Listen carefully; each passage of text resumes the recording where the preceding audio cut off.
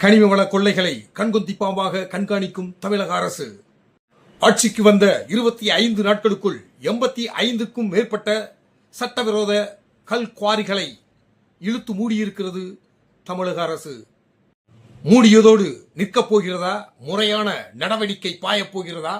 அடுத்த கள நடவடிக்கை என்ன? இந்த சட்டவிரோத செயல்களில் ஈடுபட்டிருப்பவர்கள் சாமானியர்களாக இருந்தாலும் சரி, ஜாம்பவான்களாக இருந்தாலும் சரி, அரசியல் பின்புலம் வாய்ந்த அதிகார வர்க்கமாக இருந்தாலும் சரி, அவர்கள் மீது சட்டம் சரியாக பாயுமா? என்ன சொல்கிறது தாவேக அரசு? வணக்கம், நான் உங்கள் அருணாச்சலம். மாஸ் மீடியா தமிழ் உங்களுக்காக. கனிம வளத்துறையில் பல்வேறு ஆண்டுகளாக பல குற்றச்சம்பவங்கள் நடந்திருப்பது அரங்கேறியிருக்கிறது. ஆட்சியமைத்து 25 நாட்கள், மந்திரி சபை விரிவாக்கம் 15 நாட்கள். இந்த 15 நாட்களில் துரிதமாக செயல்பட்டு கனிம வளத்துறை அமைச்சகம் பல குற்ற பின்னணிகளை கண்டறிந்திருக்கிறது.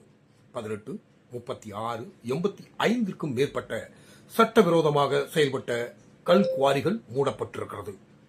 அனுமதிக்கப்பட்ட அளவிற்கு மேல் பயன்படுத்தப்பட்ட குவாரிகளும் இதில் உள்ளடங்கும்.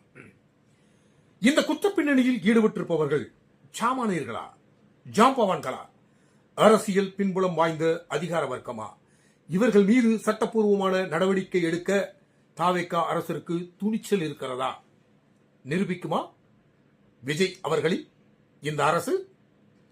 உள்ளபடியே இந்த குற்ற பின்னணியில் ஈடுபட்டிருப்பவர்களின் ஆணி வேரை கண்டறிந்து அழிப்பதில்தான் நிறைவாகும் இந்த கனிம வள கொள்ளை.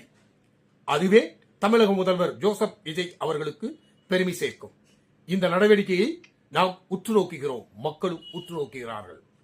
அடுத்தடுத்த செயல்பாடுகளில் இந்த செயல் சட்ட நடவடிக்கை எவ்வாறாக இருக்கிறது என்பதை வைத்துத்தான் இது மக்கள் சக்தியாக விஸ்வரூபம் எடுக்கும் என்பதில் மாற்றமில்லை.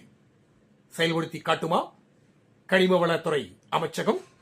டாக்டர் பிரபு அவர்களின் தலைமையில் வாழ்த்துக்கள்.